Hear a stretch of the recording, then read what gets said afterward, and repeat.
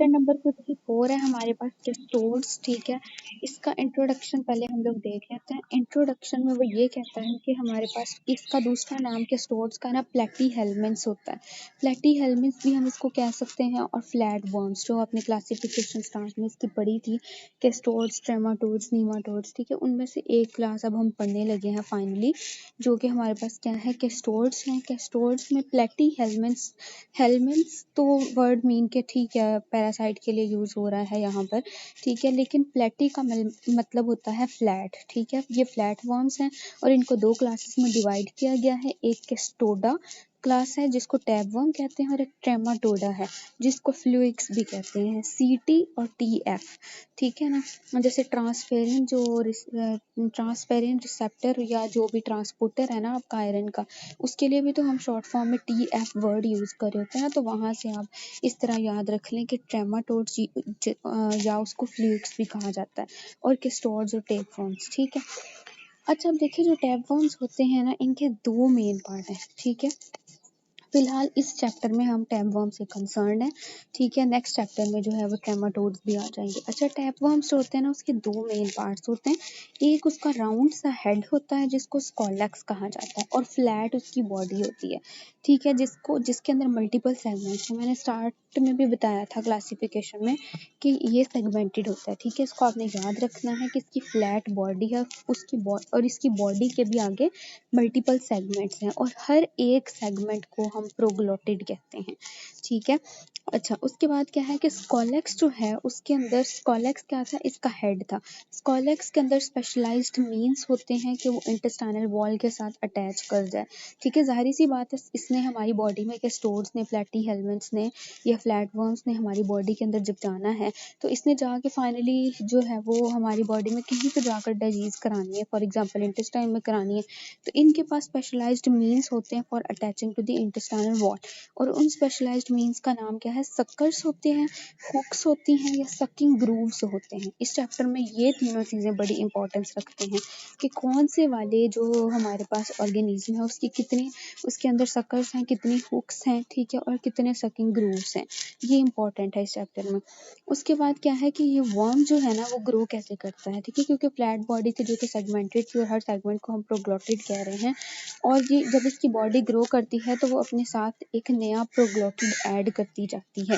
ठीक है, from a germinal centre next to this calyx. अब ये नहीं है कि जो इसका हेड है उससे नीचे बॉडी है, और अगर बॉडी ने ग्रो करना है तो वो कॉलेक्स जो नेक्स्ट लगेगा, नेक्स्ट सेगमेंट, वो इसकी टेल के नीचे लगेगा। ऐसा नहीं है, टेल या मतलब and side of the body से नीचे ऐड होगा, बल्कि जो इसका स्कॉलेक्स है, स्कॉलेक्स जो है उसके नीचे नया सेगमेंट ऐड होगा। इस तरह से इसकी ग्रोथ हो रही होती है। ठीक है, जो ओल्डेस्ट प्रोग्लोट, लेकिन जब इसमें जाहिर सी बात है कुछ सेगमेंट्स जो हैं जिन्होंने डीजनरेट होकर ख़त्म हो जाना है, ठीक है, वो क्या होते हैं, वो प्रोग्लोटिड्स जो हैं या ओल्डेस्ट प्रोग्लोटिड्स जो हैं वो डिस्टल एंड से रिमूव होते हैं। ठीक है, मेनली जो ओल्डेस्ट प्रोग्लोटिड्स हैं डिस्टल एंड पे पहले वो ग्रेविड होते हैं।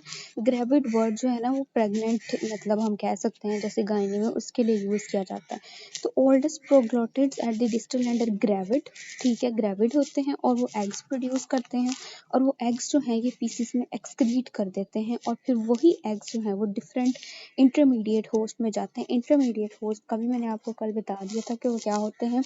ठीक है, जैसे कि कैटल है, पिग्स हैं और फिश हैं, उन होस्ट में फिर इनके एग्स जो हैं वो फाइनली चले जाते हैं। ठीक है, अच्छा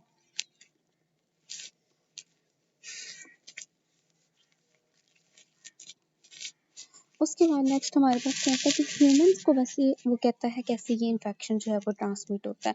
जो ह्यूमंस हैं उनके अंदर ये इन्फेक्शन तब होता है जब वो अंडर कुक्ड मीट खाते हैं या फिश खाते हैं, और ऐसी अंडर कुक्ड मीट या फिश जिसके अंदर उसका लार्वा या एग वगैरह पड़ा हुआ हो। क्योंकि जो ओल्डेस्ट प्रोग्लोटिड था उस वो ग्रेविड होता है, उसने क्या करना होता है कि उसने जो एग ले कर दिया, ठीक है, वो एग अब इन्वायरमेंट में पड़ा हुआ है, इंटरमीडिएट होस्ट में चला गया। इंटरमीडिएट होस्ट कोई भी एनिमल हो सकता है, फिश भी हो सकती है इस केस में। ठीक है, और वहाँ से वो जब पर्सन उस अंडर कुक्ड मीट को अगर खाएगा या फिश को खाएगा तो वो उसके अंदर भी चला जाएगा, और अल्टीमेटली ह्यूमन के अंदर जाकर डिजीजेस भी करा देता है। जो हमारे पास डिजीजेस हैं उसमें कौन सी डिजीज है ये हम देख लेते हैं, इसको फिलहाल आप छोड़ें, ठीक है। There are 4 medically important cestodes जो कि आज हम पढ़ेंगे। Taenia solium, Taenia saginata, Diphyllobothrium latum, Echinococcus granulosus. Echinococcus granulosus is very much important. पहले वाले भी बहुत इंपॉर्टेंट है, लेकिन हमारा जो प्रॉफ हुआ था ना वाइवा, ठीक है, उसमें हर एक बच्चे से इक्विनोकोकस ग्रैनुलोसिस, पता नहीं वो एग्जामिनर ने जानबूझकर पूछा था सबसे, ठीक है, लेकिन उसने हर एक बच्चे से पूछा था, ठीक है। सो जो है वो कोई हमारे बैच का स्टूडेंट ऐसा नहीं था जिसे इक्विनोकोकस ग्रैनुलोसिस का नाम पूछा गया हो, ठीक है। अब लेकिन मैं ये नहीं कहती कि इसकी वजह से बाकियों की इंपॉर्टेंस कम हो गई है। टीनिया सोडियम भी इंपॉर्टेंट है, सैजिनेटा भी, सारे इक्वली इंपॉर्टेंट है। अच्छा खैर, उसके बाद अगर हम लोग नेक्स्ट चलें तो क्या है कि बाकी लेसर इंपॉर्टेंस वाले के स्टोर्स भी हैं, वो आपको स्टोर्स भी पढ़ा जा सकता है कि स्टोर्स आप जो भी पढ़ना चाहें, ठीक है। 3 जो उसके कैस्टोर्स हैं वो आपने जो लेसर इंपॉर्टेंस की उसको याद करने की ज़रूरत नहीं है आपको। टेबल 54.1 में वो क्या कहता है कि हमारे पास जैसे कैस्टोर्ड के नाम पहले उसने लिखे हैं, टीनिया सोलियम है, सैजिनेटा है, डायफाइलोबूथरियम लैटम है, इक्विनोकोकस ग्रैनुलोसिस है।